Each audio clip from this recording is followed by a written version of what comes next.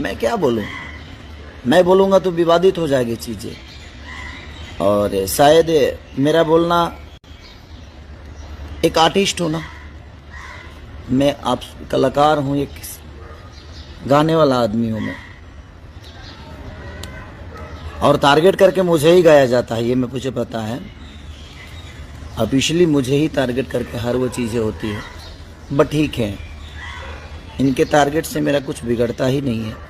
तो इनको जितना मुझे टारगेट करना है, मैं तो बंद कमरे में कुछ बोल देता हूँ तो उस पर भी विवाद हो जाता है, और लोग मंच से बोल जाते हैं तो विवाद नहीं हो पाता है।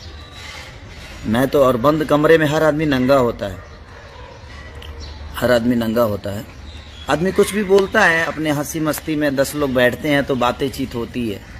बंद कमरे में तो प्रधानमंत्री तक दुनिया गाली दे देती है, लेकिन यहाँ तो मंच से भी लोग गाली दे देते हैं।